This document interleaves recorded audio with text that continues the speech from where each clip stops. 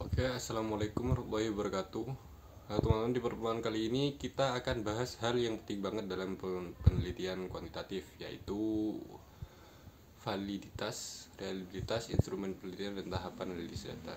Nomor satu, validati dalam penelitian kuantitatif. Pertama, kita mulai dengan validati. Validitas itu sederhananya berarti apakah instrumen yang kita pakai benar-benar mengukur apa yang seharusnya diukur.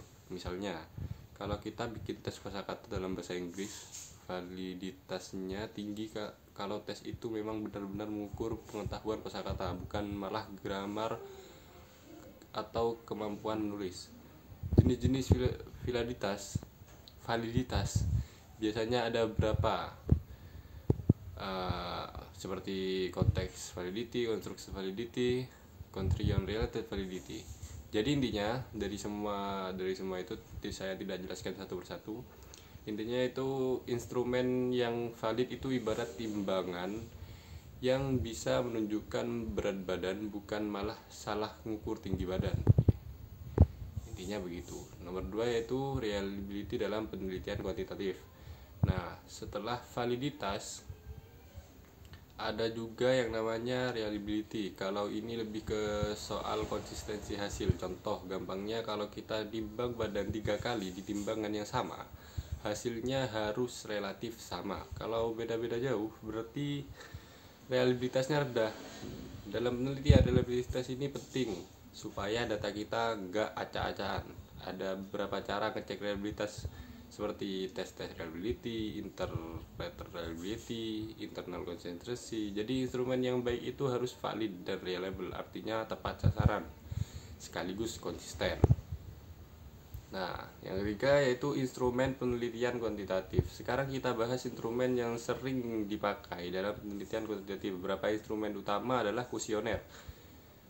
Biasanya pakai skala Likert, sangat cocok untuk mengukur sikap, pendapat, atau keyakinan. Nomor 2 itu wawancara struktur. Meskipun lebih sering ke kualitatif, wawancara bisa dipakai kalau sudah dibakukan. Nomor 3 yaitu observasi terstruktur. Misalnya kita pakai lembar observasi dengan kategori yang jelas. Tes seperti tes bahasa, tes kosakata, atau tes kemampuan tertentu. Instrumen ini harus dirancang dengan hati-hati supaya data yang kita dapat valid dan reliable. Nomor 4 yaitu tahapan analisis data kuantitatif. Nah, setelah data terkumpul, ada beberapa tahap penting sebelum data siap dianalisis. Nomor 1 yaitu checking and organizing data. Data yang dikumpulkan harus dicek dulu, jangan sampai ada yang hilang atau salah input. Nomor 2 itu coding data. Kalau datanya berupa jawaban kuesioner, kita kasih kode angka biar gampang dianalisis. Misalnya sangat setuju sama dengan 5, setuju sama dengan 4, dan seterusnya. Nomor 3 itu entering data into a computer program. Setelah semua dikode, data dimasukkan ke program statistik, biasanya SPSS, Excel, dan atau software yang lain. Dari itu baru kita dilakukan analisis baik deskriptif maupun inferensial. Jadi kesimpulannya, validitas itu soal ketetapan instrumen, apakah benar-benar mengukur yang mau diukur. Lalu reliabilitas itu soal konsistensi hasil. Nah, validitas itu soal ketepatan instrumen, kalau reliabilitas soal konsistensi hasil. Instrumen penelitian bisa berupa kuesioner, wawancara, observasi, atau tes. Dan sebelum analisis, data harus dicek, dikode, dan dimasukkan ke dalam software statistik.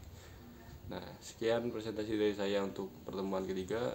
Terima kasih. Wassalamualaikum warahmatullahi wabarakatuh.